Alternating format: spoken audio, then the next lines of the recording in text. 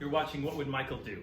And as the days of August start to dwindle away, I know, don't say it, it's the perfect time to make a fruit tart. And this is the simplest fruit tart recipe you will ever see, find, or make. My dear friend Bonnie Black, who was teaching a culinary class in the University of New Mexico, taught her students this recipe because it was so simple, and she calls it a pizza tart because of the way it's designed. It's shaped round like a pizza and it's cut with a pizza cutter. A tart is normally about half the height of a pie, which makes it half the calories. And this tart is even thinner than that. It's almost like a pizza crust. So I'll show you how to do it. It couldn't be easier. Because fruit is so ripe at this time of year, there are many options. You can do it with plums, you can certainly do it with apples, pears would be perfect. I've got some gorgeous peaches that smell like peach, and I'm gonna do a peach tart. I'm gonna keep it simple and use store-bought pastry dough. Other than that, all we're gonna need is a little brown sugar and a little flour and some butter. I'm going to split my peach in half and then gently twist it to separate it from the pit. Some pits come out easier than others. Once your pit is removed, we're going to slice these quarters into nice thin slices.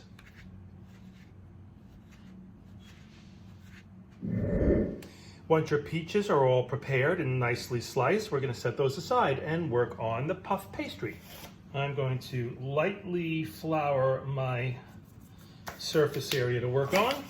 And you see that these pastry sheets are usually folded into threes, like a little bifold. Once you defrost them for about 40 minutes or so, they should easily unfold, and you can simply lay them right on top of your floured area and gently start to roll it out and flatten it just a little bit. Because our goal is to make this into a pizza shape, I'm going to do my best to try to roll it out, but I'm guessing I'm probably going to cut the four corners and create my circle. See that little bee? That's for Bonnie. I inherited this rolling pin when she left New York and moved to New Mexico. Now we're going to create our circle using a pizza cutter. Just cut around. You can eyeball this, it doesn't have to be perfect. And then you can smooth that out a little bit. A little bit more flour, because the dough does tend to get a little sticky. And we're going to roll this up back onto the pin and unroll it onto whatever surface you're going to cook it on. I'm going to use an actual pizza stone. Pizza stone gets super hot, and it's the perfect thing for our pizza tart. You can put this on a piece of parchment paper instead, on a cooking sheet. That'll work just as well. Now, the simplest thing in the world. Take your beautiful, freshly sliced peaches, starting at the ridge, and just arrange them beautifully on the pizza.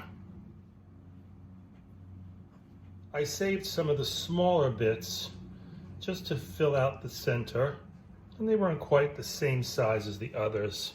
It's pretty enough, not perfect. Okay, we got 2 tablespoons of brown sugar, and we're just going to sprinkle that right on top.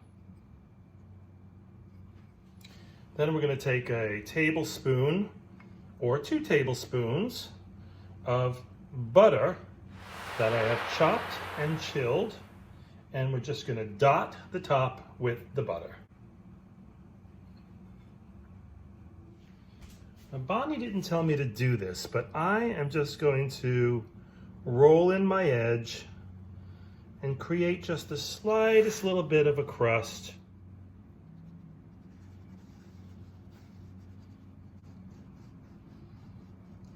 There we go. That does sort of look like a peach pizza, peach tart.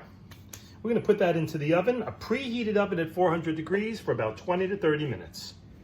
Well, that is 25 minutes exactly. And I gotta tell you, that looks pretty darn perfect. The crust is nice and brown. The peach is definitely cooked through. And I think we have ourselves a success, a peachy pizza tart. Now you gotta admit, it doesn't get easier than that. What did I do? I sliced a peach, put a little butter and brown sugar on it. Call it a day. You can do it. Your kids could do it. Enjoy yourself a nice end of summer peach tart, or plum tart, or apple or pear tart, or any combination thereof. If you haven't subscribed to the station already, I wish that you would, and once a week you'll get a little notification that says a new video has been uploaded.